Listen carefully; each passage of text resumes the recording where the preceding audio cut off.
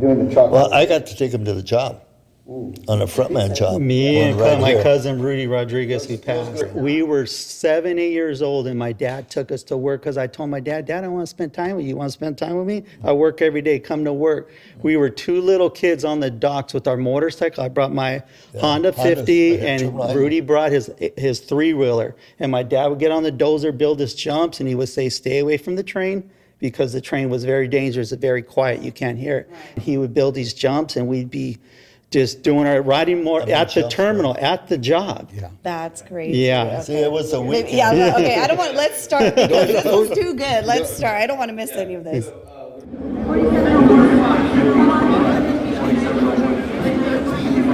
Hey everybody, you're watching On the Waterfront with Coach. I'm Marina Hernandez, 137779. Welcome to our show. This is our show about life on the waterfront. And we interview lots of cool people. We sure do. My name is Ed Barreras. They call me Coach. And I'm enjoying the podcast.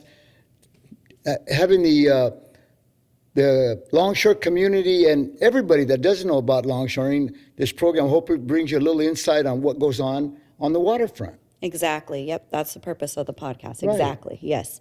So on this episode, we had cousins. We had cousin Danny Ponce and his son Jeff Ponce. Right. And Jeff made it a point to say you were hounding him, and we mentioned earlier you really wanted to have them on since the beginning of our idea of even having this podcast. So why was that so important to you to have them on? Well, because I knew that Uncle Felo, Danny's dad, and Jeff's grandfather, And your uncle. and my uncle, my dad's brother, I know how influential he was down the waterfront, and I know he started basically started the casual system. And he was longshoring for many, many, many years. He knew Harry Bridges, and that's my guy, Harry Bridges, right? Mm-hmm. And he was down here till he was past 80 years old. As a matter of fact, Danny and his brother Ricky, they retired before my Uncle Felo retired. Yeah. So he loved the waterfront. Can't stop, won't stop. Can't stop, won't stop. He loved the waterfront, and we should know a little bit about the history of Uncle Felo, and he paved the way for all of us. Mm-hmm. One of the influential guys down here. Mm-hmm. There was a lot of families, the Ponce family, the Lomalleys were down here, the Salcedo family, the Grabbits, the Winstons. I can go on and on. If I missed a few, I'm awfully sorry on that. But at one point during the podcast, we'll try to get some of those families to come down and share their experiences on the waterfront. Definitely, yeah. This industry is just so family oriented, or started out with a good, strong foundation.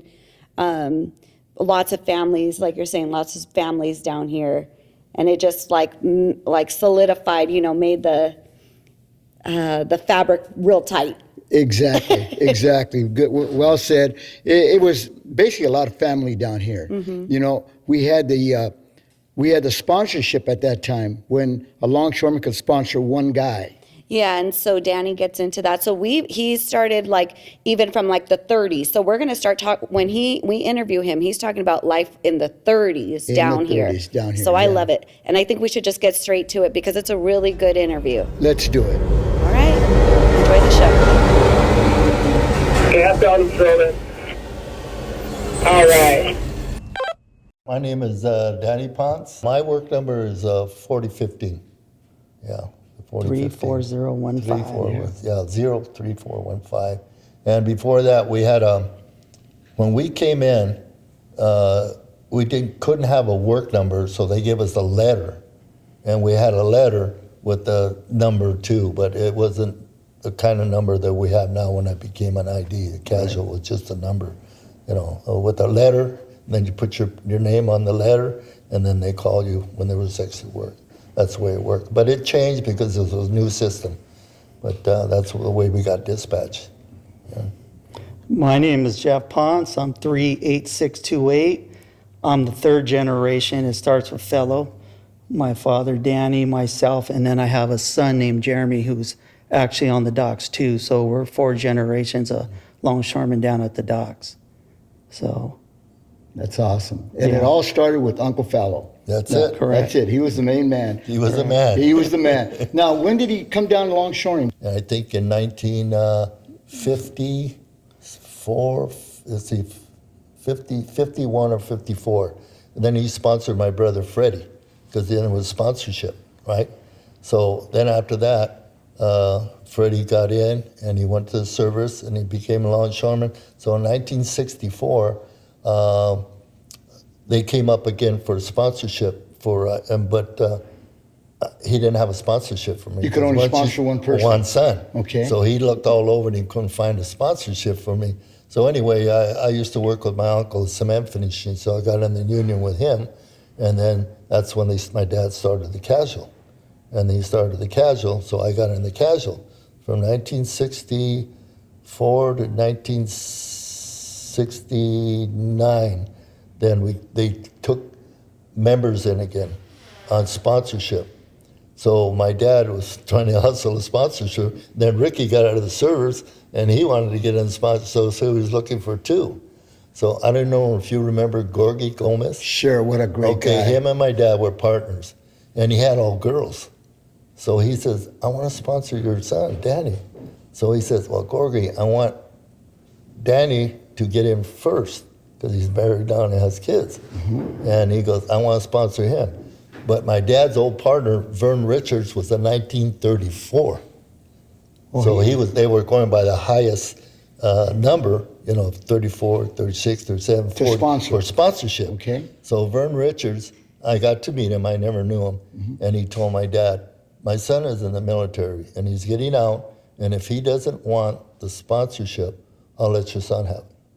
So that's what happened. So Vern sponsored you. Vern Richards, 1934. He was a 1934 longshoreman. So I was right at the top of the list. Right, and Gorgie was sponsored. And then Gorgie went Ricky. ahead and sponsored Ricky. Ricky, So that's how we both got in. Yeah.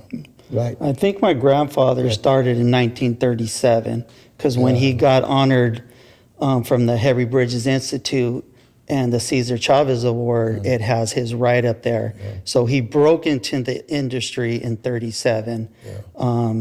And then I don't know when he became a foreman, but the year that he actually started on the waterfront was in the 30s, which Right. is crazy, a long time ago. Long time ago. Right. Yes. And he met Harry Bridges. He had Oh, yeah. a few drinks yeah. with Harry Bridges and the whole thing. I remember Harry Bridges when they got rid of him from New York because there was a lot of corruption there. They chased him out, and he came to the hall one day, and everybody booed him. Everybody I booed heard him, that. but they didn't understand what he went through. He came from Australia, Right. and he came here in New York, and there was a lot of corruption there. And then they chased him out, and he came to California, and nobody liked anybody from New York because all the corruption. They didn't want to bring that all down here. Oh, I see. A lot of the mafia was down there. Right. But he was he was a great man. He's the father of our union. Exactly. If it wasn't for Harry Bridges, we wouldn't have what we have right now. Right. He fought for us, really fought for us. And I've had a pleasure. I got to meet him.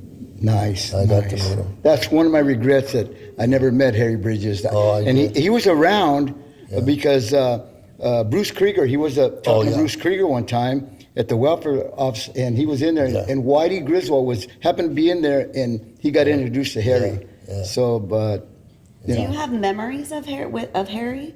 I beg your pardon? Do you have memories of Harry? Well, what happened is that he came to the meeting to talk, and he was just, he wasn't new, but he was the international president from LA, from San Francisco, Seattle, Portland, and everything. So he would do a lot of traveling. But the union here really wasn't in his, they were suspicious of him. Okay. Because they didn't want him to come down here. So finally he says, I'm coming, because I'm part of this union, and I'm helping you guys get this thing. So as you started talking, everybody started figuring, yeah, he is a union man. So he went outside, because like the guys were booing, but I never forget, he says, you know what, I'm not scared. I have bodyguards here. If anybody wants to meet me, I'll be outside at the side door.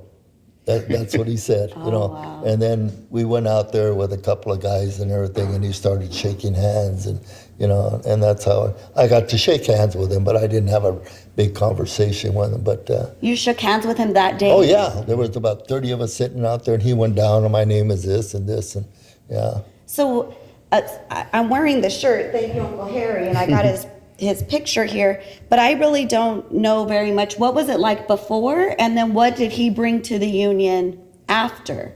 How did he help mold the union? Negotiation. He was because you know when our union started, everybody would, you know, they were longshoremen. They came from longshoremen, Banning High School, San Pedro, and everything, and all of our officials would tank tops and everything, you know, and they go to meetings for the LA and everything.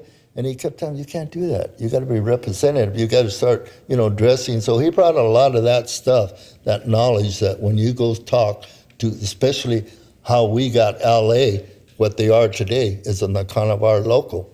All the stuff that came from here, we shipped it down there. If it wasn't for the longshoremen and the port, LA wouldn't, because the revenue they took from us. Right. And they weren't making the harbor, especially what it should have been, because there were no funds. But he was very instrumental in with other people in getting that. So he was a very good speaker. He came there, and when you left, you had your mouth open, because you know we didn't know much about it. All we knew how to do was unload ships, right? Right.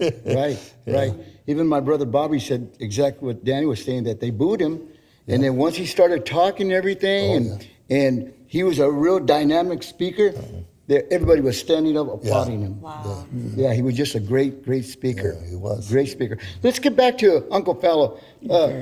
Jeff, but the way you started the casual system. Yeah, so the first casual system was, from what I understand, was the Sporties Club. My fellow was the president and founder of the Sporties Club. And where it was right on the corner where across the street from the Folksel and Joe Kayavi's. It was right on the corner there, and my grandfather got that building, and when there was excess amount of work, they would call the longshoremen that were already working, would call people and say, hey, go down to the Sporties Club and go get a job. So you would go, you would get a call, you'd go down there, they'd write your name on a ticket, and then they would dispatch. So my grandfather was the dispatcher there too, because he was the founder of it also. So you would go down there, they'd write your name on a ticket, and then they'd dispatch you off to work. So that was kind of the beginning of the casual hall. Right. And and my cousin Eddie, the other Eddie Ponce, he was the one that told me, he's still alive, and he's the one that told me that there was a rail car that used to go through there, a red car, rail car, a streetcar that would go all the way to San Pedro, turn around, and go to downtown LA. So that area was very different at that time. Right. But my grandfather would dispatch jobs through there. And then he also, through the money that they raised through there, he put the money back into local sports and stuff. I think I gave you a picture of them. It's the Local 13 1943 Tigers. And it's the baseball. It's a baseball team. So I don't know who they played or if they played other unions or what, but he's the one that started those. The Tigers. And we had Bob Raines. He was a good ball player, all city and everything. He played for him. And we had a guy, forget his name. They had a lot of guys from college that played for the sporting clubs and everything. And they had a lot of participation in it. It was really fun. So the sporting club is the initial casual hall, right? Because before they would send it to the unemployment office, right? Yeah. So they bypassed that. It went from the big hall to the sporting club. That's where Uncle Felo would be dispatching everything. We had a runner. There was a runner would run down there, and all the dispatchers would have the jobs that nobody wanted or they couldn't fill it. So our local has always stayed at a certain level of workers.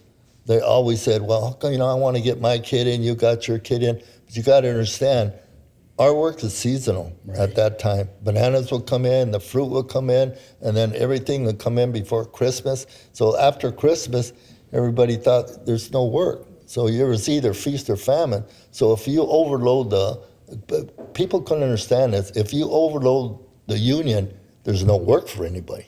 So that's what they tried to keep it there, and they did a good job of doing it, our officials. Yeah. They're doing a good job with the casual system as it is right now, Yeah. too. But again, going back to Uncle Felo, he's the initial Yeah, guy he was the one that started, controlled him that started and that.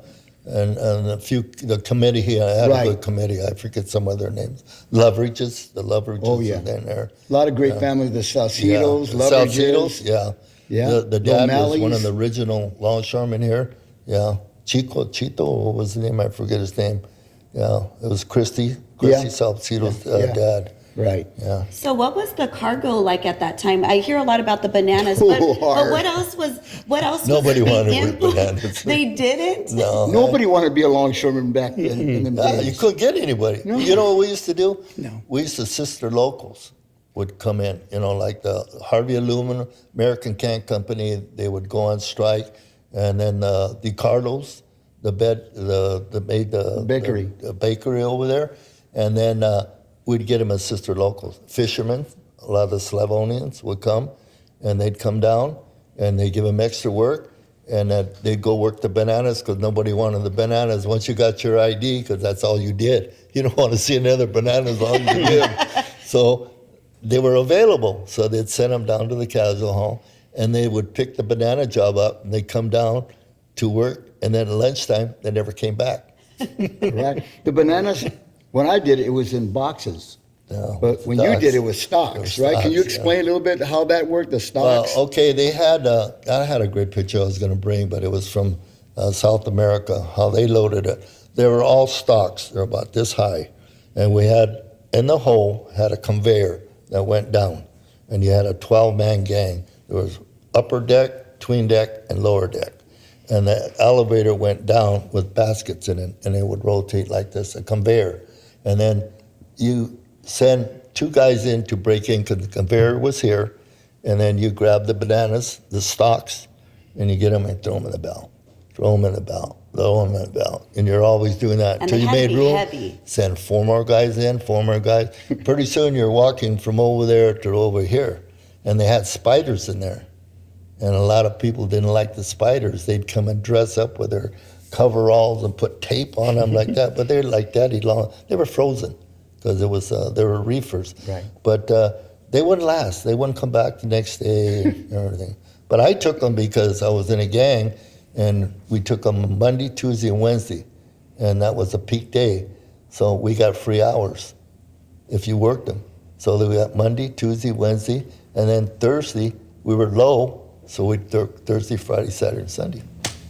So to make my day. They didn't have to add those hours. Yeah, you had to add those. You had to add hours. Yeah. And you didn't have to add those bananas? No, they give later on because nobody wanted it. Oh, you know. okay. So that was the incentive to 'cause, take that job. I got bananas. It was to send them to casual. Okay. So that's what they did. So they that's didn't have any conveyor, any gravities there? Yeah, well, we had you had gravities instead of when you the only time they had the gravities when they had the boxes. When the boxes, the boxes. because are you had to gravities. walk everything, and then they got gravities, and then they used to go on a conveyor system, and they'd land on the dock, and a guy would be there as they come and roll them, and they go out to a ramp, and they had a longshoreman that would pull them off. So you had the teamsters 1, 2, 3, 4. So the foreman says, you take every 4th one, you take every 3rd one, you take and you take the last one. So they roll them off, and you were inside the container, hot, and you grab them and you stand them up, and if you fell down, you're just one of you in there. So you had to keep that conveyor going. So that's what you did. It was hard. So you're saying that they were about, I don't know, maybe 3 or 4 they're feet tall? maybe 3 feet. And then 3 how feet. much would you assume they weighed? I'd say about maybe 30 pounds, 40 Oh, okay. pounds. Stalk of bananas, you ever seen it, how they cut them off a tree and things like that? Yeah, those are small ones now, but now they were big ones. Well, okay, I'm only 3'5", and they were up to here with me.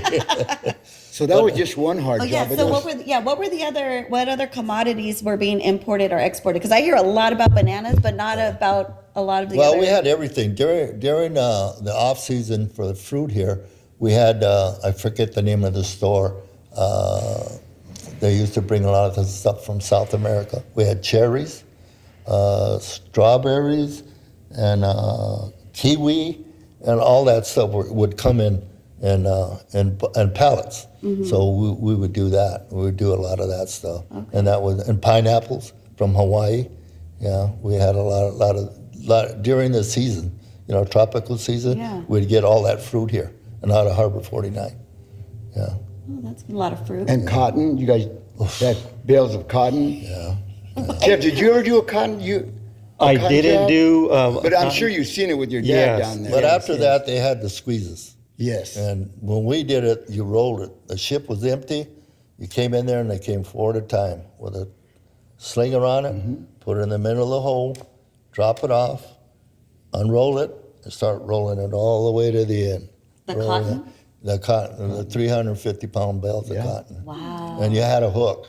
You had to have a hook. At that time, you didn't have a hook. They sent you home. You needed a hook with a plate, or you grabbed the bale. I was only about 117 pounds. But see, these old timers, they showed you. I mean, if they knew your dad was there and they knew your family, they took care of you. Come here, son. Get a little block, put it there, 350-pound bale of cotton with a hook, trying to turn it and roll it and then turn it. You get that block, you put it there and you balance it.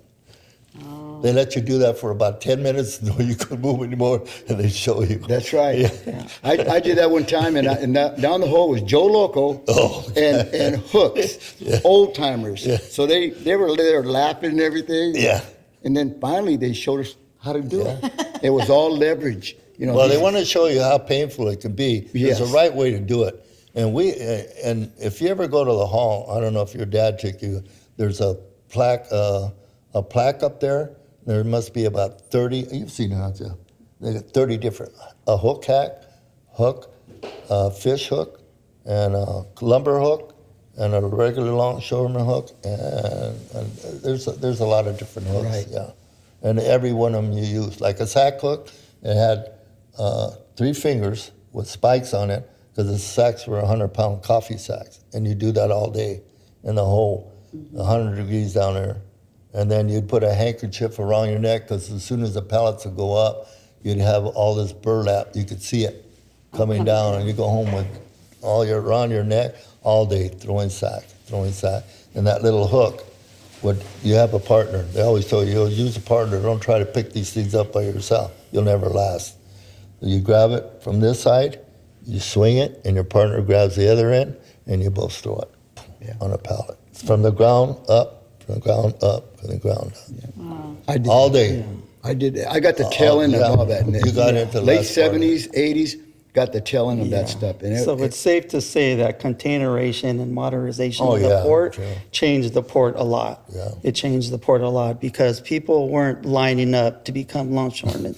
There was a lot of what I hear from my dad and other longshoremen there was a lot of better jobs than being a longshoreman, easier jobs that made the shipyard. A lot of people did other things, and when they went down to the docks for extra work, it was hard manual labor work, and they didn't want to do it. They were like, forget this. I can go do this at somewhere else and make decent money and not kill myself. So the break bulk, the jobs were a lot harder. Containerations came in, and then more people were like, hey, this is not bad. So, yeah, it was definitely harder. People weren't lining up to become a longshoreman. That's And for it was sure. dangerous, very dangerous. I mean, you got to climb a 60-foot ladder. Sometimes we get casual, it comes down, and 60 foot is the top of the ship down to the bottom. We had a guy that froze halfway down, big guy. In fact, I told him, are you scared of heights? Oh, but they want to work. He was from Harvey Aluminum. So he came down and he goes, where am I going? You're going in the ship. I said, I could put you on the dock. He goes, no, I want to go with my friends. He went down the ladder and he froze. He froze. Oh, how are we going to get him out?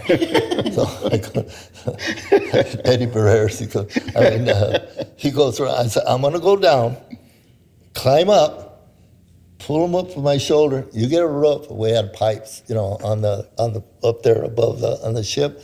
Get a rope. I'll tie it around him.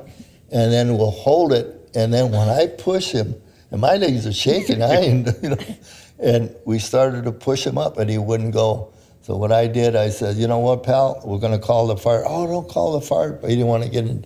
You got to get out of here. We can't get you out. Right. I just turned around and I grabbed him from underneath, and he shot up. And I didn't know what to do. I just grabbed him, and he went up to the top. So you run into things, guys who that's the way it was before. Yeah. That's the way He it was. froze. He frozen panicked. in fear, yeah. So that's why I learned, are you scared of heights? When we had containers and when the women came out, let me know if you're scared of heights, because the only time they were 3 high at Matson, 4 high, not like they are now. But, people are scared of heights. Yeah. And then people will all, hey, Danny, I'll go up, I'll go up with you. Sometimes you don't know you're afraid of heights until you are Yeah. at a Oh, height, yeah. and then you're like, okay, wait a yeah. minute. And then the morning, that out. when it's wet, slippery, and then you got to go over the corner and bend, and then your partner's got to hold the string, because we used to have to pull them up. They didn't have the bars. So, some people, oh yeah, but to get up there, they just froze. Because I know that there was a lot of horrible jobs out there. What was the worst job? Like hides. I never did hides, but they say they smell and they. Yeah, well, all depends. If What was the worst thing? see, the worst okay, job? I'd say, well, we used to do a lot of stuff for Matsonia. Okay. Okay, they had a circus. That's why I tell my son, I've loaded giraffes. And when they first started, they had Brahma bulls. They bring them right here in Wilmington, where the chemical place was at, and they bring the cowboys, and they were what do you call them? Mating bulls from Hawaii, Brahma bulls, so they could have them over there. So they made a corral, and they would go over there and they put them in crates off the trucks, and then I would load them with the winches and send them, and then open. They had a corral in the front of the ship, in the front of the ship, and they had it there with the food and everything. And they would take them because they would breed them over there until they finally came out with that artificial insemination like that, and we'd load those. And then the Matson would come in, and the worst job that we had, I remember, is they had a row. They had pigs. You know how you see the cattle come in these cattle trucks? Mm-hmm. Well, the guy would come and roll it up and put it, and why they put it right in the entranceway, I don't know why. And they was there for 3 days because we had taken, it was going to Hawaii. Mm-hmm. Fire engine, everything goes to Hawaii, it comes from here. Everything, all that, there were no containers, they're all boxes. Okay. Automobiles, people that were in the service would bring theirs back, and washing machines, everything you could think of, we'd load it. And then it got really bad because the ship would take 3 days to load. And the pigs started crapping all over the place. So when you're there, it smells, so we call the BA. So we're the only ones that got pig pay. Oh, really? Yeah. That was they put in the paper. Longshoremen get pig pay. Oh, wow. They give us an extra hour. Oh, nice. Because it smelled. They would, it would go through the floor. Yeah. That was funny. Oh, Yeah. that's bad. He's talking about the circus, the Ringling Brothers Yeah, circus. yeah. They would there. would go down Yeah. there and would take everything Yeah. on the rolls. We had a brother. He just recently passed away. Phil Bergstrom. He Oh, was a Bergstrom, foreman. yeah. They call him bear bait. Yeah. They go, hey, why do you call it bear bait? Well, a bear Yeah. swiped at him when they were shipping him to Hawaii. Yeah. So they call him bear bait. Yeah, because imagine? they had them covered. They bring them in and Yeah. put them right here in Wilmington, where right across where we just live on Mar Vista. Right. That's where they used to load them. And the guy would come out and say, "Don't take the canvases," because they'd feed them, and they had them covered because the lions were in there, and you could hear them. Oh, yeah. So you didn't do that. And then we got to another one that we got to do is ostriches. They came from Japan, had bought ostriches from Australia. They wanted, because of the eggs, there was a delicacy because the eggs were about that big like that. Okay. And so what happened, Australia sent them to Japan, I think it was Japan, and they started raising them, and then after that, it went dead because the people that weren't buying the eggs, so they came back to California. So we got them to California right here at Yang Ming. I was at Yang Ming, and they were going to go to Riverside. If you go over there, you can see the ostriches there.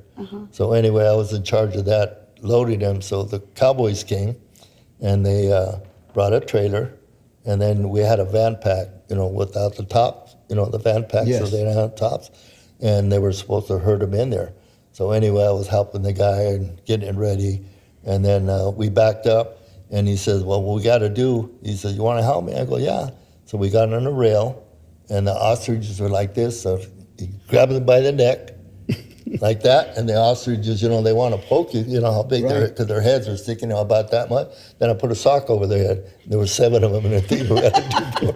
So I got to do a lot of good stuff like that. It was fun. It was That's really pretty fun. cool. That's It was fun. interesting, That's fun. Well, so you got sponsored in with Peterson. Was that his name, Peterson? Well, what did I say his name? I don't remember. Anyway, Yeah, anyway, yeah. Vern Gordy- Richards. Yeah, Vern Richards, yeah. And then Ricky got sponsored by Gordy, Gordy, yeah. and Coach, Uncle Felo had Freddie, right? So that was Freddie was the first one that first got one. it. So that's how you got sponsored in. Okay, now let's go to Jeff here. Yeah. He went through a whole different Yeah. scenario that Jeff, tell us how you got started, because you got very interesting stories to tell us. So when I was a kid, we lived across the street from Danny Miranda, their family on Danny and Wilmington. So Danny Great family. Miranda has a brother named Randy, and Randy was going to be a fireman. He was a typical looking fireman, just the killer mustache, just nice wavy hair, hazel eyes. So I used to talk to him. He's like, I'm going to be a fireman. And I was like, man, I want to be like this guy. All the women loved him. He was the typical looking pinup fireman. So when I was a kid and younger, when I was in high school, my projection was to get in the fire department. So I was testing. Randy told me all the things to do. So I really wanted to get in the fire department. My brother was an 84 casual. And then I missed the 89, 88 draw. I was too young. So I said, I'm never going to be a longshoreman. I'll never have a shot at it. So I'm going to try to go down this fire department gig. So I did all my testing. In 1990, I tested. And I was right there. They had a hiring freeze. So getting back to when we were talking about, I used to go to work with my dad. When I was a kid, my dad, I wanted to spend time with him. So he said, you want to spend time with me? Then you come to work. So I'd go to the Auto Harbor 49, which was the coke dock. So we'd go over there. There was a superintendent there by the name of Barry Pate. When I was a kid, he saw my dad and he said, hey, what's your son doing right now? He's always trying to get in the fire department. He's like, you think he'd be interested in being a superintendent? And he's like, well, you have to ask him. So he called me and he's like, hey, why don't you come down and meet me? So I went to the old Marine Terminals, their office building. It's by LVCT. It was their office building. So he told me what the job entailed. And I was like, well, look, I'm trying to get in the fire department. I can do this in between. And he's like, yeah, just come on down. So I started as a superintendent because I never thought I would get in longshoring. And let's just say, what is it? Because I don't think we've ever discussed this on the podcast. And we have people who are not longshoremen who listen. So we like to describe what, the roles down here. So what is the role of a superintendent? Well, back then, it was everything. You had every hat. We used to instruct the longshoremen of the game plan. And when I first came down, break bulk was booming. Break bulk was everything. There was a little bit of containers, but break bulk was booming. So I got introduced into break bulk. And what we would do is we line up the longshoremen, and then there was rates so every break bulk commodity has a rate, from coils to slabs to all the different commodities has a rate. So you would have to figure out your tonnage in your hatch and how many gangs you had and how many gangs you would order. You'd call the hall, order the manning, the gangs, and then get with the gearmen, line up all the gear and set out the gear list, because every commodity takes a different type of rigging, from coils to wire rod to ingots. There's so many beams, pipe, everything takes something different. Rugs, copper back. So I had to learn, and I learned through some great longshoremen that took me under the wing because they knew my grandfather and they knew my dad. So they really, really took care of me because I was only 21, 22 years old. So when I came down the waterfront, I was working with guys or foremen that had been foreman longer than I had been alive. So for me to come there, they would say, send that kid up there to the ship. And I remember I'd go up there trembling there, what's your name? And I'd be like, Jeff Ponce. Like, are you related to Bananas or Fellow? And I'm like, yeah. They're like, oh, then they would just, it was a whole different deal the way they treated me. It was just like, okay, what do you need? And same thing with my dad. They're like, oh, that's your dad. I remember at Auto Harbor 49, he helped me do this and that. So I was very lucky when I came in that the longshoremen embraced me, especially the old timers that knew a lot. And they really helped me through that break bulk era to learn all the different commodities. And the superintendents now, if any superintendents are listening, they got it easy. We had one superintendent per shift. Now there's like 4 or 5 of them crawling around everywhere. 5 or 6, 7 of them. So we did air. We passed out the radios, passed out the equipment, just organized so much. We had so many different hats. At the end of the shift, we had to line up the previous superintendents and so they can relay the message to what's going on. And it was just a lot, but I learned a lot. And we had Del Trader. Remember Del Trader? Del Trader, yeah. Good man. Yeah. When I worked with Danny, we had Del Trader. You know what? Gal Trader, when he was gone, they used to blame him on stuff on vacation. And he liked the longshoremen. Me and him were very good friends, and because he was a good guy, he was honest. He said, Danny, I'd go up there and they give, like Jeff says, they give me the paperwork and they want this and they want this. And then we were getting bigger and bigger, so the facility was getting bigger. So we started getting more stuff, big, heavy equipment and stuff. So anyway, I told Al Trader, we can't do this anymore. Like, you don't put break bulk and you don't put containers together because we had a small yard and people are going to get hurt. So he says, well, they told me to tell you to do it. I said, okay, you know what? You just go tell them that you told me and then we'll do it our way and don't say nothing and everything will be cool. Right. So it worked like that, He understood longshoring. Because the superintendent essentially is the middleman between the company and the longshoremen. They're He's in charge of the foreman, telling me what to do, and then I tell the longshoremen what to do. So what was interesting, what a lot of people don't know, is a lot of superintendents like myself were casuals. They did both. There was a few of us that were able to be superintendents and have casual cards also. So not all the companies, right? Not all the companies did, but there was a lot of us that did. There's a lot of superintendents that are still down on the waterfront, like I was, that are longshoremen currently. Some even held positions, high positions, like Trainee, Paul Trainee. He was Local 63 president. He was a superintendent with me at Marine Terminals. How about Raleigh? Raleigh was another one. Was, there was a bunch of them, and. When you're in the waterfront at that time, you got to keep your ears open because at that time, planners weren't Local 63 planners. They worked for the companies. The planners were the companies. And when you got into a company, like let's say Marine Terminals, you wanted to be a superintendent because you made more money as a superintendent. The only planners that made good money were guys that had been there for years and doing it for years. A lot of the jobs we did as superintendent was planning vessels also. So it wasn't part of Local 63. So all of a sudden, I seen some of my superintendent friends switching over like, oh, I'm gonna be a planner. And I was like, why are you gonna be a planner? Why would you want to do that? Well, they caught wind that, and I think it was a good thing, Local 63 wanted to bring the planners in under their umbrella so we'll have more jurisdiction to our work. Best thing that's happened. But unless you knew and you had a little bit of inkling that something was going to happen, if I would have known that, I would have said, I'm switching from a superintendent to a planner because I could have. I had the opportunity to do that, but why would you do that at that time?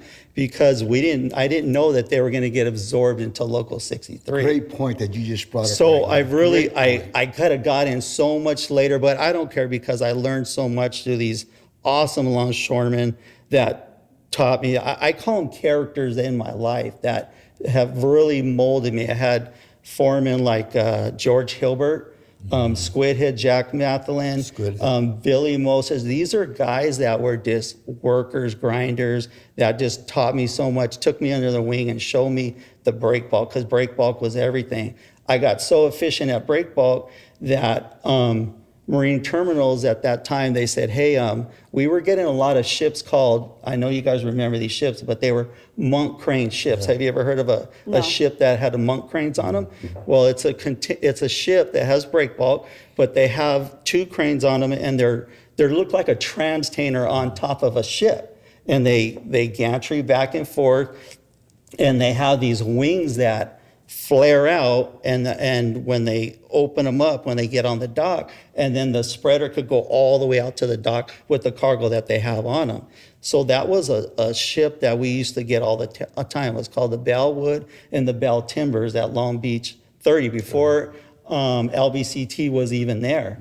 So I got really good on those vessels, so they used to fly me to Oakland to work those ships all the time, because even though that the longshoremen did tons of break bulk in Oakland, they didn't do those particular ships. And those particular ships, you have to know how to rig the gear, because you can damage equipment or damage cargo if you don't have the right rigging. And these monk cranes had so many different types of commodities that if you didn't rig it right, you would damage the cargo.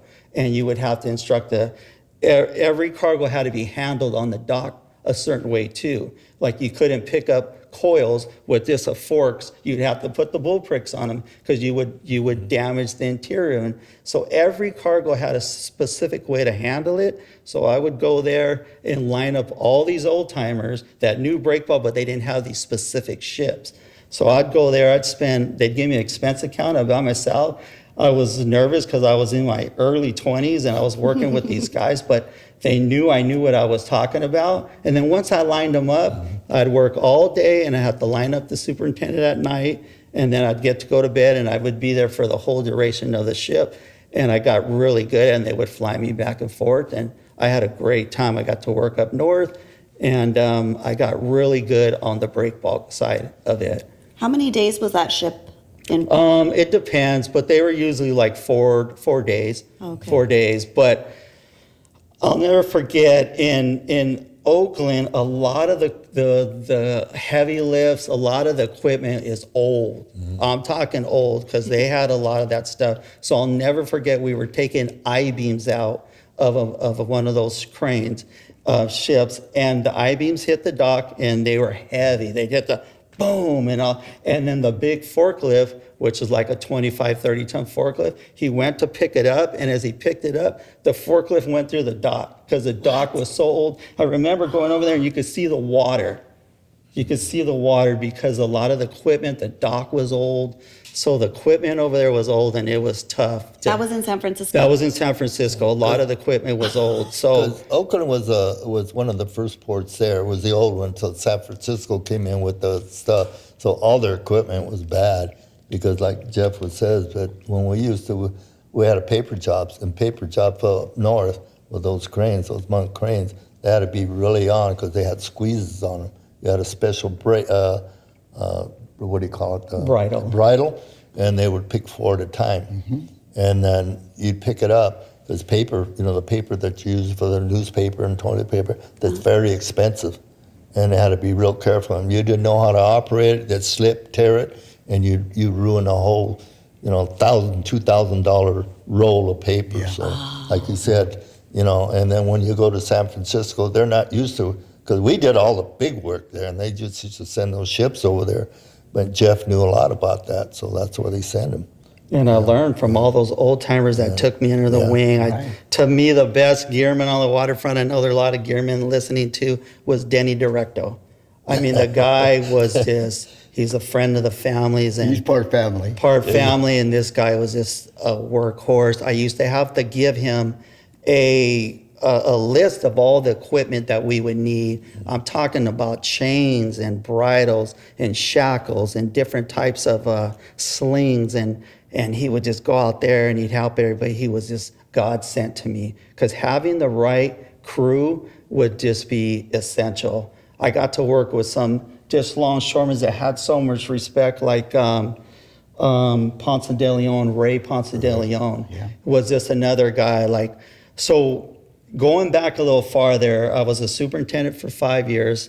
I was really good at break bulk, and then marine terminals was changing. In 1932, marine terminals was family owned. That was very rare that a family would own a stevedore company. So the waterfront was changing, and they started getting more people were saying, hey, you can't be a casual and a superintendent. It's a conflict of interest. So I said, okay. And then all of a sudden I got a call in, and they're like, hey, they want to see you. They want to talk to you. And I was like, okay, here, it's coming. It's coming. Who's it? The Marine The marine terminals, yes. Okay. I was already a superintendent for 4 or 5 years. And then I had my casual card.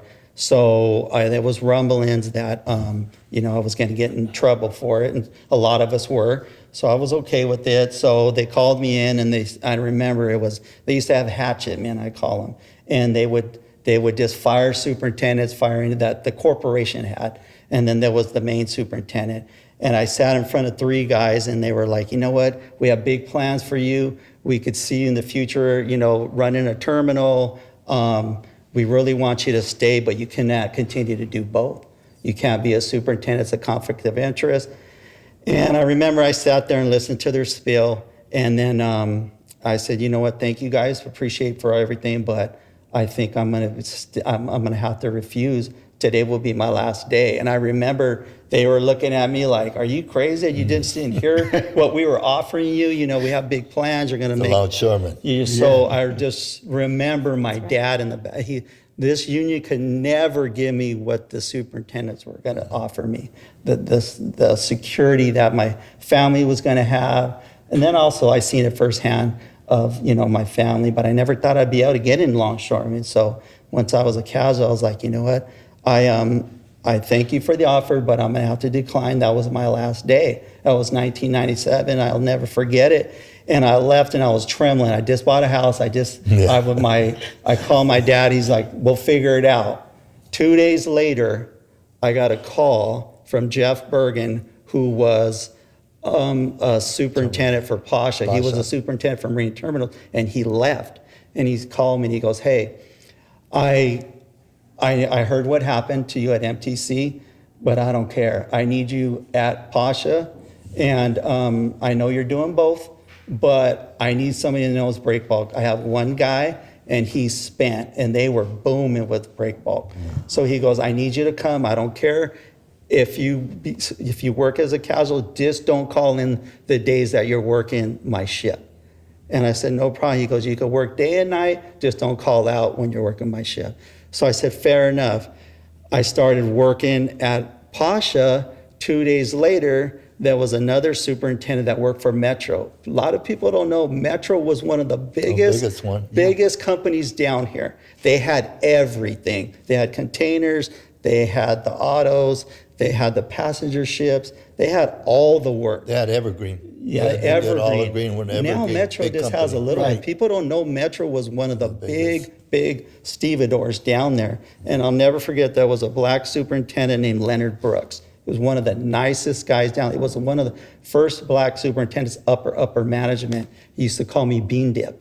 And he said, hey, Bean Dip. I heard Jeff Bergen, everybody had a nickname down there. Everybody had a nickname down there. I mean, my dad, the characters that he brought around when I was a kid, the best nicknames. I don't even know the real names. Yeah. Well, let's name some, because I think that's fun. I heard you say Well, bananas. well- Are you bananas? Well, what happened when we used to go? My dad would take us on the Bloody Thursday parades.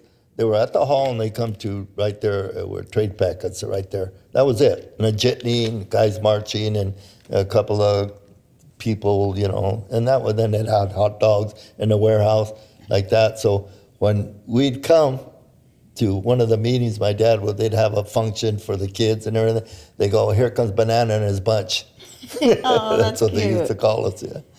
So your dad is But I Banana. remember Bananas. when they did that to my son, and they didn't tell me. He didn't say nothing, and I heard about it. And Barry Pate told me. Remember Barry Pate? And then Jeff Bergman, I got in and said, yeah. And I went over there to the office, Marine Terminal office in Long Beach. And the lady, I forgot, I didn't even want to mention her name. I told her, who in the hell you think you are? You tell my son that he can't work casual. He's not working. He's a superintendent. He does a good job. And you're over here telling him he can't. When he's off, he can do anything he wants to. Mm-hmm. So you better keep your, oh man, I blew it. You know, and then, yeah. But the industry was changing. Yeah. I mean, it was a matter of time. Things were different. It was different. Yeah. The family that was called Chris Redlich was the family that owned Marine Terminals. And it was a family operation, mom and pop. And then it's over the years, it started to change. It became more corporate. Ports of America. Ports of America took over. And that was in 2007 when MTC sold. And when they sell to billion-dollar corporations nowadays. I mean, AIG, I think in 2007, purchased Marine Terminals for I don't know how much, but now it's backing by these just big, huge corporations. Back then it was mom and pop, like just a family owning a stevedore company. Mm-hmm. I mean, rich family, but nothing like today what it would cost to get into the stevedoring industry. So let me ask, because I just want to clarify, because I don't know. So the stevedore company is the dock, and then just the work that goes on the dock, but they don't own the ship, or no, do they so own you the have ship? the shipping line. You have the shipping line. So let's say when I They're was the distributor. when Marine I was Terminal at is a distributor. They coordinate what's coming over, and they had a fleet of ships, and they coordinate with them. And they had rugs, paper, cotton. That's why I worked for Marine Terminal, because they had everything on Jeff. Yeah, they had all the work, steel, whatever you wanted to do. And that's what I wanted to do. I just didn't want to stay. A lot of people just like to go one place, but you don't learn anything. And they were the biggest one there because they had all kinds of rugs, cotton, paper, everything. You know? So to kind of clarify what you're asking is, so you have the shipping line. So whatever the shipping line says, and let's say it's Hyundai. Hyundai would be the main shipping line. They would hire Marine Terminals, Metropolitan Stevedores, Rio Dosha Pasha to do the work on their vessels that are coming in. Mm-hmm. So Marine Terminals had all the top handlers, the UTRs, the bomb carts. That was their cost. Mm-hmm. And then they would hire all the labor and organize all the labor. And that was the stevedore that did the work on the shipping lines that were coming in. Yeah. So that was the stevedore's job to do that. Okay. Back then it was mom and pop. Then, later on, it started to get more different. The industry was changing a lot, and a lot of different companies that weren't even in the stevedore industry or the shipping industry started coming in because there was big money in it, and they wanted to get involved in the shipping industry. So you'd get these guys with these suits and come in and say, "I want to show you how to do this," and no, this is not. We have a certain way of doing things. So they would try it. They would really come in and try. I'll never forget one of the superintendents, Kingsley Oxley. He was a superintendent, Oxley, that was in, when I got hired, he gave me some of the best advice. He goes, get along with the longshoremen. Because if you don't, they're going to make your life miserable.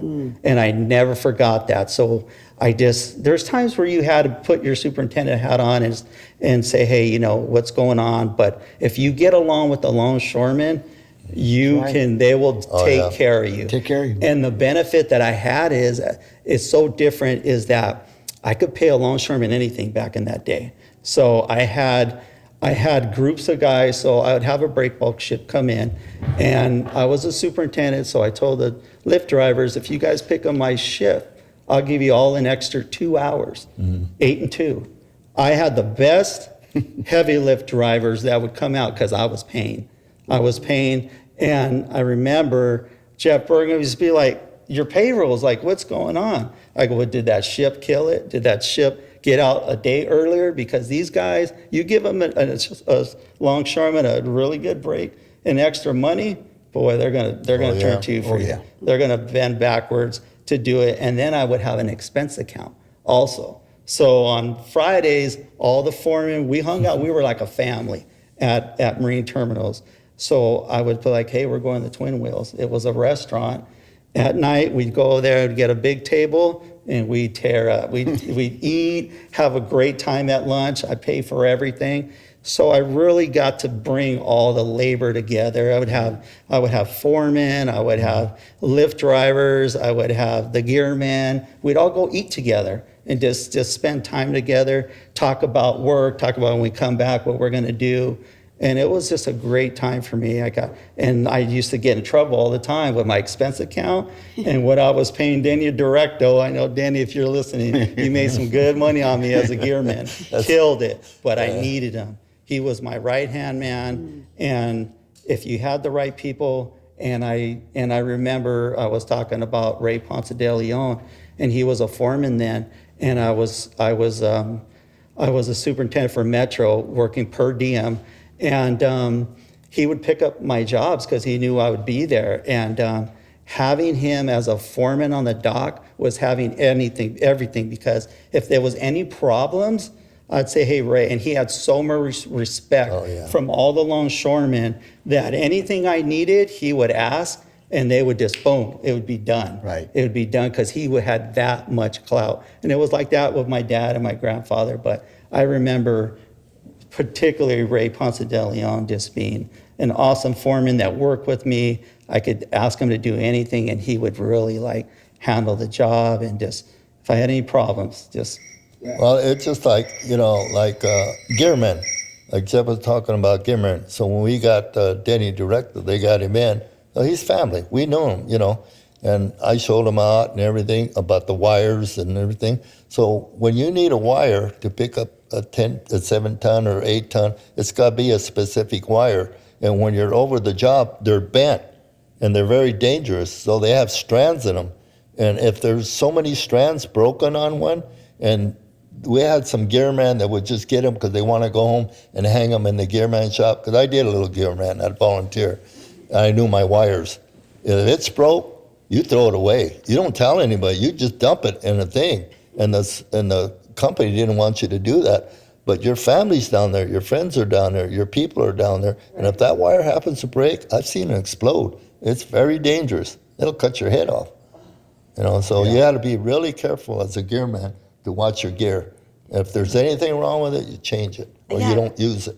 I was going to mention that, they're worth their money if they're keeping everybody 100%. safe on the dock. It's like Ladders, if they're broken, and you don't know, they give them to you. There's a lot of equipment. There was a Hundreds of lot of pieces. changing of commodities during a vessel. You'd go from coils to top hats to wire rod to pipe to I-beams and having a gearman, and then you'd have to put, when the cargo hits the dock, you have to put plates on the bottom so that the cargo doesn't get damaged wire rod. For example, when the customer, when it would land, they wanted to be protected. So, there was this rhythmic dance that would be going on when the job was going on, and a gearman would be influential on bringing that gear, getting you set up before. We'd put lifts in the hatch, bring them out of the hatch. You have to change the gear just for that. And it was a lot. It was hard. It was hard work being a gearman. Today, a gearman is easy.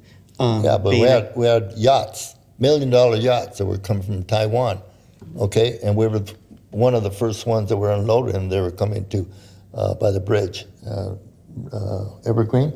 They'd come out there, okay? And then we had the cranes now, the hammerheads. But I used to take them out. The first time I took one out was a yacht that came from Taiwan. I took out with a swinging boom. Remember that? Mm-hmm. They get a plate, big plate with a jitney, and put it underground. I had a hole on it, and the ship, it's a ship, but it's a yacht, is on the deck. So we'd hook it up with the straps, have to make a special brighter for it, spin it out so it wouldn't crush the thing. Take you about 2 or 3 hours just to set it up. Wow. And then when you pick it up with a swinging boom, it's got a big coil on it. And every time it wraps, boom, it shakes.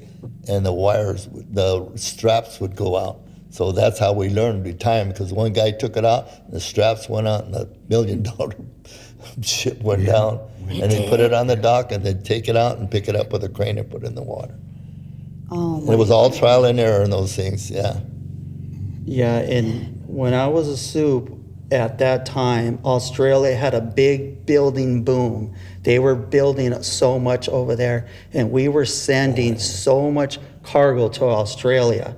This was when I was working with marine terminals, and we sent everything from tanks to Caterpillar equipment to even, I'll never forget, we sent amusement park over there. Like they broke down an amusement park here, and it had bulbs in there, and I was trying to pick up something that had like bulbs and these neon lights on it, and this is where these foremen who've been around a long time would really be influential on just like, making sure, picking up these equipment. And we would send like the Frito-Lay vans. We'd run over them on cargo nets, and then we'd pick them up and put them in there, and then you had to drive them off the ship. And it was just so much learning, and it was fun work. Like, containers to me is boring. That's why. It's just, break bulk was everything. Yeah, It's everything. Like, people ask me, if you could do any job down on the waterfront, what would you do? And if I could drive winches and make the money that I do, I'm a crane operator now, 100% I'd be driving winches today. It was the funnest job. You got to see everything. You got to see who was working, who was not, who was lazy. You're taking all these different commodities out. It was just, it's a fun, awesome job, but you don't really get to do those jobs no more. I loved it. What I remember, my last one, right, very quick, Ox, you know how Ox was. They had, after the Kuwait, the war, they brought, that was really sad. I mean, it really got to me. So I knew my rigging. So that's why Ox, he was a real good friend of ours. We knew a lot of stuff.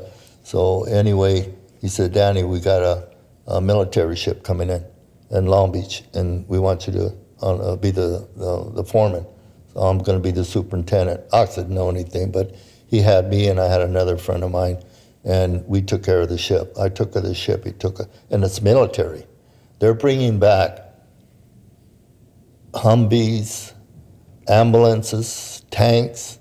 I don't know why they were bringing them back, because they were all blown up or whatever, and we had a 50-ton crane, a crane on there that would take them off, and Camp Pendleton was bringing trucks, and they were taking to Camp Pendleton, and you can even see blood on some of those things that they got hit with an IV, and I mean it was just just to know what those things went through, the damage, So I unloaded 2 ships like that, and it was very emotional, very emotional.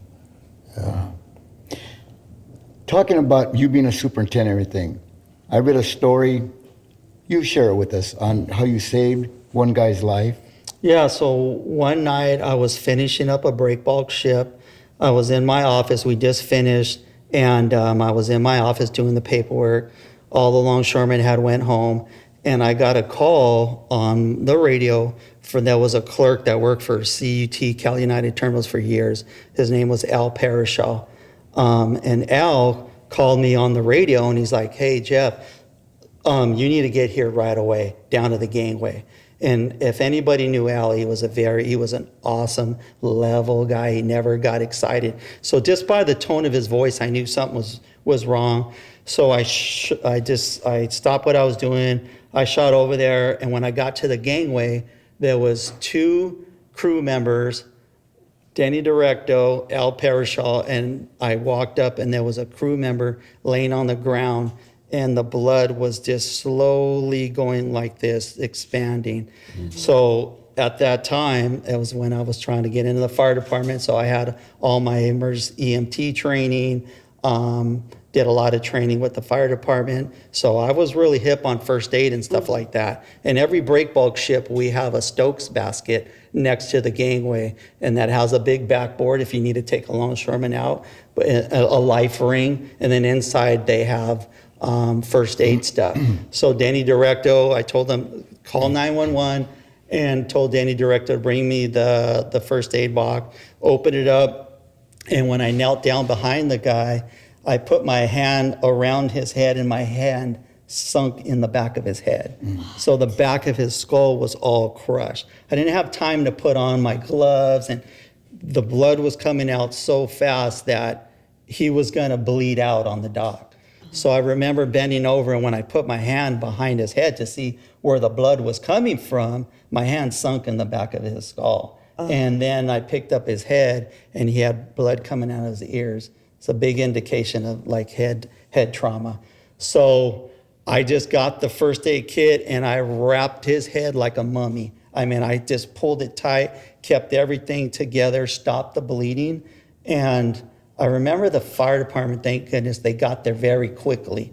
And when they came, I remember the fireman looked at me, he's like, who did that? And I was like, I did, I was full of blood. And he goes, man, he had his head was like this big, full of like gauze. And just stopped the bleeding. So wrapped him up, stopped the bleeding. He never came to, and the mates had brought him down for where his injury was, all the way down the gangway. And then they took him off in the ambulance, and I never heard anything. I was just like, you know, what happened to the guy? I was so curious. Did he live? Did he die?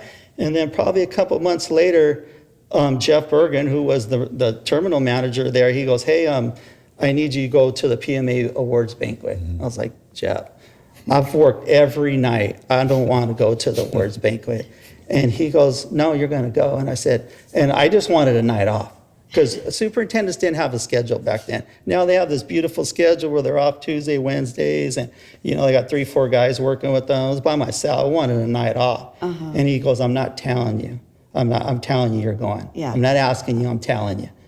So I was like, okay, you're the boss. I was pissed. I was mad. He didn't tell me why I was going. I didn't have no idea. I hadn't heard anything about it. And then I got a call from it was a magazine, a ports magazine. They called me, and they wanted to kind of hear about my story and what happened. I told them. So when I went to the awards banquet, I didn't know, and I got that award from PMA for life saving. Family got It was to go. We all got it to was go. really cool. So you saved his life. Yeah. Yeah, he lived. Wow. He lived, and Did you find out what happened to him? I would always wanted to know, and I didn't, because you got to remember these crew members are from. He was from the Philippines. He was from the Philippines, and they're very poor, and they just get on these ships. They're there, and then they go home, and you don't see them for months, or when they come back around on the vessel. But so I never knew. There was nobody I could call. Who can I ask about this crew member? And I don't know how long he was here. They had to ship him back to the Philippines, but he survived. I know he did survive.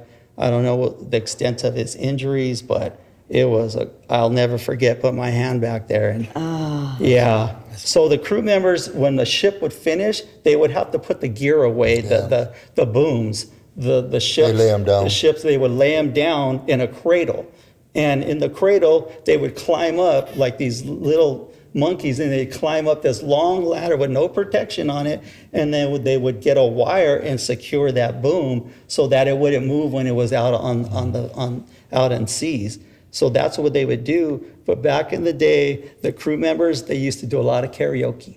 They loved karaoke, and they'd have a I good feel time. like they still do. They had a lot of good times. So Yeah. I don't know if this gentleman that night was having a good time, but he climbed all the way up. That was his job. He had to go and secure the boom and lash it down. And when he got to the top, the very top, which was high, he lost control and he fell all the way down, and he hit his head on the back of the hatch lid.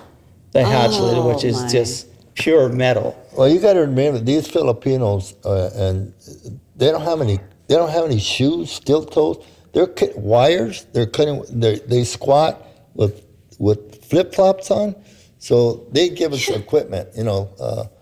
Coveralls and shoes. And I used to ask them, because I got to know them because they used to come to the port every week, And I tell them, "Where's your shoes at?" "Oh, no, I had none." "What size you wear?" "Oh, 5. I go, "Well, they're 9.5. I put paper. So all they had, and then my coveralls, I give you a bunch of them in uniform. So I give them to them, and they just put them on. And they all had Ponce on them. They didn't have nothing. They were on the ship 12 months. They go home 2 months. Yeah. Yeah. Wow. It's sad, Yeah. And then they don't see their families, And I remember this one guy who used to come all the time. He goes, "Hey, Ponce," because they had a town, Ponce, in the Philippines, and he would tell me. He goes, "It's my birthday.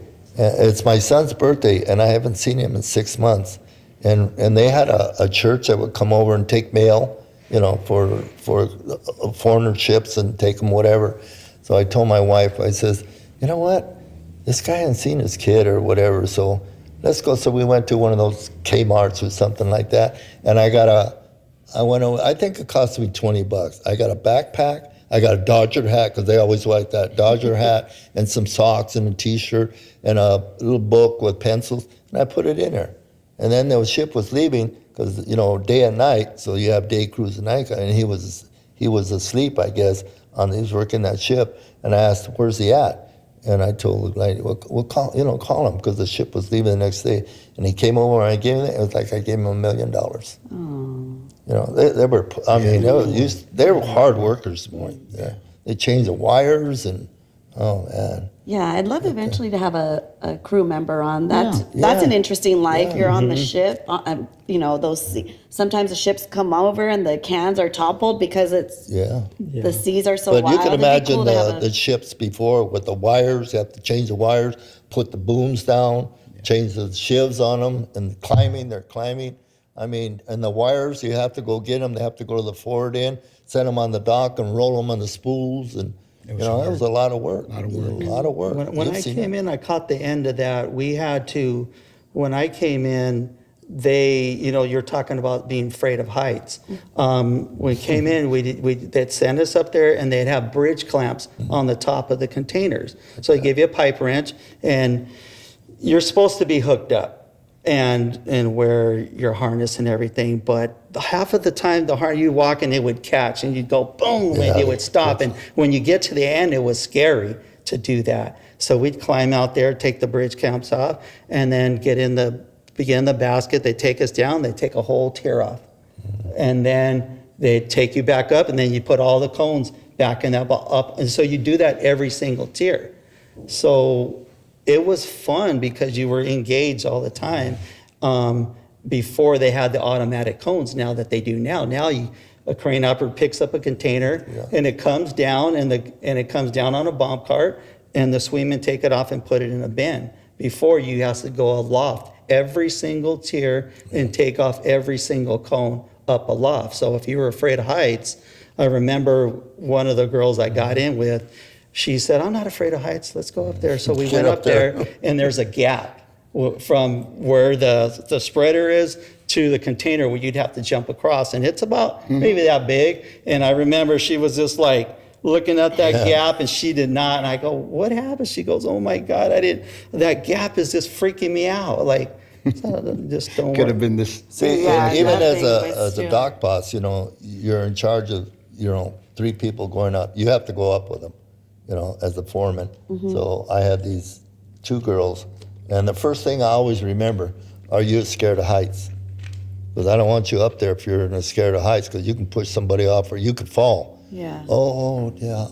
So if they didn't want to go, I always had somebody go, hey, Ponce, I'll go up with you. Yeah. And they would go up there. But you had to ask that, because some people would say, yeah, like Jeff says, and when they get up there, it's a whole different story. Because you have to unlock them. You used to have to unlock them with a pole. And like you said, you used to have that harness there. And I never forget, I'm on the dock, and I was asking, and there was this one girl, she was a good longshoreman. She was a good longshoreman. And Elena, she was one of the first women there. Yeah. And they bring the harnesses out. So I'd call the gearman, we'd take the harnesses, I'd lay them down. I never wore one, so I don't know how to put them on. You know how you put them on like this and put them on like that. So I told Elena, come on, you're going to go with me? And she goes, yeah, Danny, I'll go with you. So I got the harness, and I laid it down. I go, put it on. And she goes, yeah, you got to put it over here. So I'm holding it. So I didn't want to touch her body or anything, but she was cool. I mean, and you got to put the strap. Okay, put the strap like that. And she goes, you know what, Danny, this is the first time I had a man dress me instead of undress me. That's the way they work, And I go, okay. She was a good So longshoreman. because there was, women, and she used to get our gang all the time and I tell her, Elena, how come you don't drive a UTR or something? She goes, Danny, my husband left me. I have 4 kids, and I got to work. I got a whole job. You know what she is now? She was a crane upper. Really? She turned out to be a crane upper. You remember Elena? Yeah, She sure was do. a good longshoreman. Yeah. Sure do. That's so cool. So just before we end, I just have a question about the transition between like the break bulk commodity and then the containerization. Like what was that like? You were there at that time. Oh, right? yeah. What was the experience like as a longshoreman? Because that we lost a lot of jobs. Oh, yeah. But things did get easier. Yeah. So what was the vibe at that time? What were people feeling? And then what was it like before and after? Well, when I came in, there was no containers. And then they started coming in, and they had them on deck, 20-footers. Remember that, Jeff? They had the hatches, 4 hatches, and then on the side, they had made cones where they could put 20-footer on there. But the cranes didn't pick them up because they were rigging gear. You had and that time, sometimes we used to have to double up the gear. 40 an inch or 2 winch drivers would pick it up with a harness and set it down. So then they came on with a hurdy-gurdy. That was one thing. So that would pick them up. So that was the transition there. So it was all trial and error. You know, the spreader bars, and before they came out with the spreader bars, they just had the hook with the coming down like that. And they were, I think 3 ton was the most you could pick up. And then they started coming with 40-footers. And that's why we used to have a mobile. That's where I got into the mobile, 9115s. Danny Hogue used to have those steel jobs. They were a mobile crane that sits on the dock, and they would pick them up. Okay. And like that. And then from there, then they started with the jumbo booms. We drove all different kinds of equipment from all over different companies and everything that could handle those containers, and they started getting bigger and bigger. You know, and that was a transition there. So it started with just 20-foot containers on the deck. They'd probably, let's see, on the banana ship, after we finished that, we would load empties. And we had 1, 2, 3 on the offshore side, 3, 4, 5, 6, 3 in the inshore side, and then 3 on the top of the lid, 6 on top of the lid. Okay. Yeah, and it took forever to load it. Yeah. Were people pissed about all that? Like No, this- because it was interesting, because it was new. Okay. You know, and we were all learning, and you know how to do it, and and then we improvise, and we found our own ways, and it got pretty big. You know, so it was quite a transition. You know, and because when they put them on the dock, there was no way to pick them up. You know, because sometimes the forklift, they wouldn't go to the door. So they had these old, what do they call them? Like a trans, the lumber carriers. Yeah. Like Strads. And they sit in there. Strads. So I Imagine got the to drive strads. those because the guys, the old timers, you had to climb up the ladder and had a chair, and then you put it this way, and it'd shift and have 4 handles. But when you go in the warehouse and they put it there, they open it up, and then the terminal warehouseman would unload it. Well, the guys were too big. You know, some of the guys, they'd ask me, "Hey, Danny, you want to drive? We'll hook up." I go, "Yeah." I get in there because I go right underneath the door. benefit of being Yeah, but it was kind of, nobody complained because you were working. You know, it was part of the job, and it was pretty, like Jeff says, it's interesting. The ship-to-shore cranes changed everything, Yeah. in my opinion. When the hammerheads were introduced to the waterfront, the ship-to-shore cranes. And that's what we have now. That's what we That's have what you now. have My now. dad's talking about they used to take containers off with the mobile cranes, winches and stuff. It just took forever. Took forever. But when the ship-to-shore cranes came in, now they could stuff all these commodities in a 40-foot container and just take them off like quickly and not, so that's what really revolutionized the waterfront as soon as you started getting those hammerheads and you could now you're discharging like 20 to 30 cans an hour full of just, wheat, cotton, any commodity that you could think of, stuffed grain, stuffed into a container, and it just really changed the industry once the hammerheads were introduced to the waterfront. Well, you just look at the difference between when a coffee ship would come in. Coffee sacks, stacks and stacks, all the way inside the warehouse. Now, they come in a container, and you can put them in the yard, 50 feet of 50 yards or 100 yards out, and stack them up wherever you want. But you go in there, and coffee sacks would be stacked all in the warehouse, the room, the space. It was just more efficient Yeah. and quicker. And so that's became the future.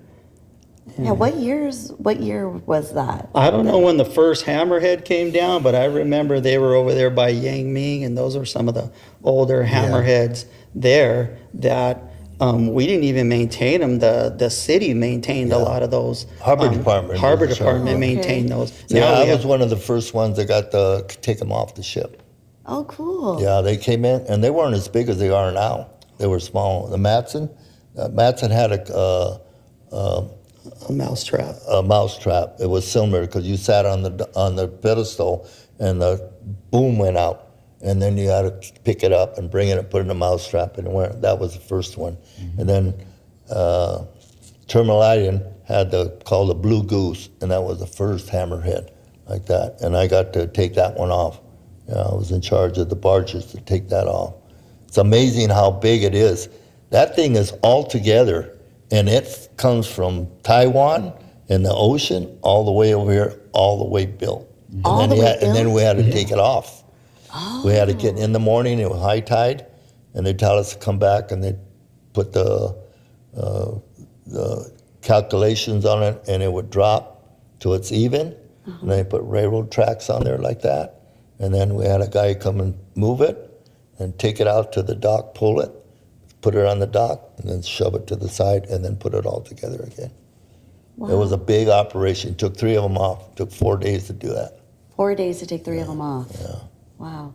I'm glad you explained that because I was just assuming it was That was disassembled. yeah. Wow. And then Jeff, you said you operate hammerheads, and I think my dad sent me a video. Do you do it at LBCT that I has do. the double? Will you I do. explain that? That's I work amazing. at Long Beach Container Terminal, and in my wildest dreams, I never thought a hammerhead would have 2 spreaders on it. And now they do. From the time I started at that terminal had slabs coming through and all break bulk. It had the bananas on the other side. We took everything, every commodity off there. And now it's an automated terminal in the short time of years I've been down here. So time goes by very quickly. So these cranes that are at LBCT now, they're the only cranes in North America that have this option that they could do it. So you have 2 spreaders on your main trolley, and we could take 2 40-footers off at a time or load them, or we could take 4 20s off at a time, discharge them or load them. And it's funny when I go to the hall now and I go volunteer, and people, hey, Neil, where you been at? And I'm like, I'm at LBCT. And they go, oh, you just press buttons. Like, you're like George Jetson just doing that. And I just kind of laugh and I go, yeah, but it's a challenge. These cranes, the things that we can do with these cranes is amazing.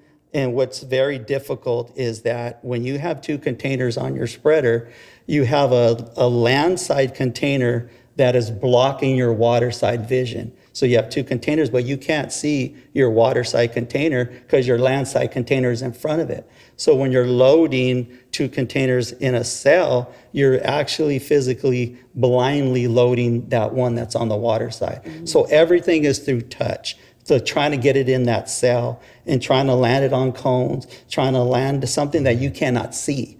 So it takes a lot of skill. If you're heavy-handed, you cannot drive at LBCT because you will break apart constantly. They're married together by these clamps and these ramrods that hold them together. And if you're a rough driver, you're going to have the worst day. So you have to have a really good touch. And I'll share one thing. We have a woman, female driver, Irene Amesqua. She drives down there.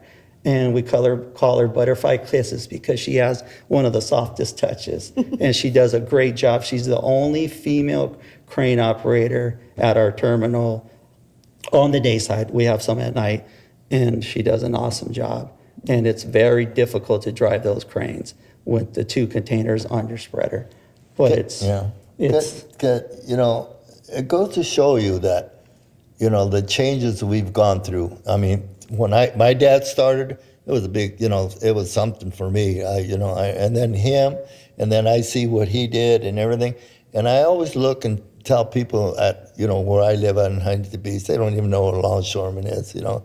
But the changes and how they started here and how the Waterford became what it is, and just that that crane they sent over here to LA tells you something that our workforce here, longshoremen, are doing all this new stuff and are making it work for the commodities that we have. It doesn't care what it is. I've loaded the wings for the turbines that came there. We were the first ones that done it here. LA Harbor did all that. And people never understand, where that stuff comes from. And longshoremen are the ones that were unloading it. And I'm proud of that. I'm proud to be, as I've been a cement finisher, a teamster, and a lather, and this is the best job I've ever had in my whole life. Amen. It is. Because you're with family. I was in the Teamsters. I worked in the Teamsters, and I was a cement finisher. But the family you have as a longshoreman always have your back. When we came in, they had your back no matter what. Somebody would get in a hassle, the whole ship would stop. Everybody would stop. They wanted to fire you. They want to know why they fired you. You're not firing them. You fire the whole gang. They don't want to fire the whole gang.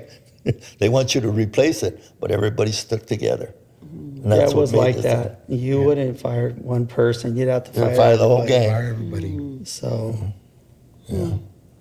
Well, one last question for both of you. What's been your most interesting day on the job? Just the first thing that comes to mind, maybe. you know what? For me, working with my dad, I loved it because I remember just as a kid, and I'd go there and work with them, and I got to drive winches, and he's the one that showed me how to do it, and he just didn't show me. He wanted me to be a perfectionist about it, and he was tough on me. I had to drive that winch perfectly. So I would go there on my own time, and at lunchtime I was like, I want to learn to drive winches. Well, come up and you're going Come to on take up, the cage lunchtime or in and whatever. out lunchtime. So that was my favorite part, showing up, him showing me how to drive winches. He would make sure that when I came out of the hatch, that I would just be skimming the rails. Where are you going up so high for? Where are you going? And I want you, if I had a cigarette in my mouth, I want you to knock it off my head. And I was just so tough on me, but he really taught me how to be efficient and a good Safe. winch driver, safe. So Made you a good longshoreman. Yeah, working with my dad for me was the best part of my. And I was so proud, when you have your son, and especially when this guy came to work for me. Hey, cuz! How many cousins do you have around here? I go, we're family, brother. That's right. Right? That's right. That's right. How about you, Danny? Do you have a job that really, or a day on the job that really sticks out for Every you? day. Just one stuck to me. I was just telling my son the other day, I've loaded so much stuff that, I can't even remember some of this stuff, from the old days and everything. But we were just talking the other day when we came to the house, and I got to unload King Kong. The King Kong, the movie? Yeah. Okay, they did it in Hawaii, because I was asking, because they had it down in a deck on a flatbed. The whole statue, they made a mechanical thing. Did I take you down? Yeah, he took me as a kid. I got And to then see King Kong. In the I warehouse. unloaded it, was and they put it in amazing. the warehouse. I don't want to put these kids to show them, hey, your dad unloaded King Kong. King Kong. That's So that was really cool. That's something, huh? That's a good Yeah, one. they Hollywood they did it in Hawaii because they got the place in Hawaii. It looks like a jungle, and they made the movie there, and they put that thing up. So when they call, and then I got to unload London Bridge, the London Bridge. Remember when it came in? Yeah. They took it apart, and they brought it in about 10, 11 ships, big blocks on pallets, and the trucks would come in, and you'd set it on top. I caught it as a replacement because the guy was gone, so I got 2 days to unload it. Yeah, big blocks. Yeah, stuff we unloaded is amazing. Yeah. One thing I wanted to say is what we didn't bring up. I know me and my cousin Eddie, we talked about on Coach, is that as a family, we lost two family members on the waterfront. My dad's brother in 1977 was killed on the waterfront by a mobile crane accident.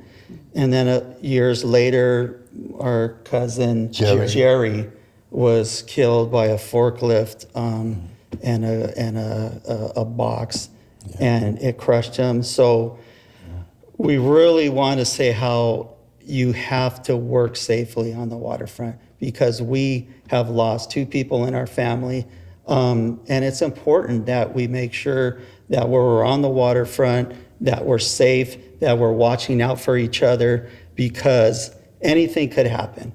Anything could happen. There's a lot of dangers, and I know we make good money, but our job is dangerous. Our job is very dangerous. We lost 2 family members. So everybody always wants to say, oh, you know, longshoremen make great money, and you guys always have all these benefits and all this stuff. Yeah, we do. We do. It's true, but our job is There's dangerous. a cost. Yeah, Our job is dangerous, and safety is everything. So I could tell anybody that's listening is when you get to the job, no matter what you're doing, whatever, what your category is, if you're driving a UTR, do a lap around your UTR. Know where you're going. Just check it out. Make sure everything, you don't have to get underneath the hood and check and, you know, do all that. Check your If you're equipment. you're driving the auto bus, you're driving a forklift, you're driving a crane, whatever you do, make sure that equipment is safe, because our jobs could kill people. So you got to watch out for each other and make sure our equipment is safe, because things could happen and it could change your life. So,